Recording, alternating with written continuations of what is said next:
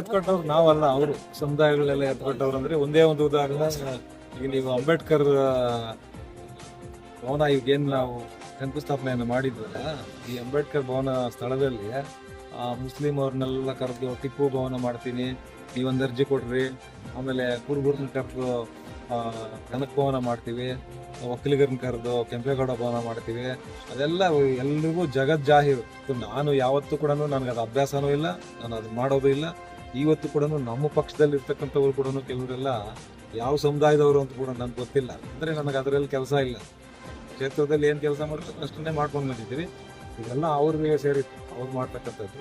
ಹಾಗಾಗಿ ಅದಕ್ಕೇನು ಹೆಚ್ಚು ಮಹತ್ವ ಕೊಡಬೇಕಾಗಿತ್ತು. ಇದು ಇಲ್ಲೂ ಕೂಡ ಅದನ್ನೆಲ್ಲ ಮಾಡ್ತಾ ಇರ್ತಕ್ಕಂಥದ್ದು ಅವರೇ, ನಾನೇ ಉದಾಹರಣೆ ತೋರಿಸ್ಬೇಕಲ್ಲ. ನಾವು ಎಲ್ಲಿ ನಾನೇ ಹೇಳ್ತಾ ಇದ್ದೀನಲ್ಲ, ನೀವು 500 ಅಲ್ಲ, 1000 ಅಲ್ಲ, 5,000 ಕೋಟಿ ತಂದು ಅಭಿವೃದ್ಧಿ ಮಾಡಿ, ನಮ್ದು ಯಾರ್ದು ತಕರಾರಿಲ್ಲ.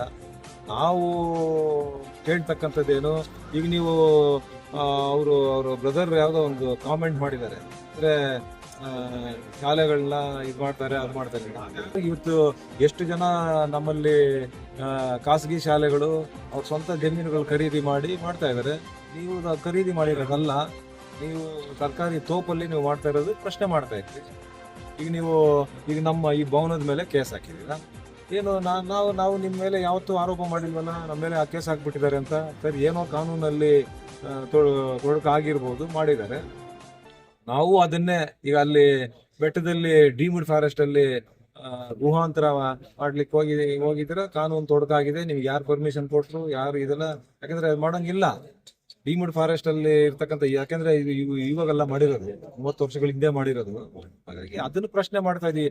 ನಿಮ್ಮ ಅಭಿವೃದ್ಧಿಗಳಿಗೆ ನಾವೆಲ್ಲೂ ಕೂಡ ಯಾವತ್ತು DCC ಬ್ಯಾಂಕ್ ಅನ್ನ ಯುವ ಸಬಲೀಕರಣಕ್ಕೆ ಏನೋ ನೀವು ತಗೊಂಡಿದ್ದೀರಾ, 2,82,82,00,000.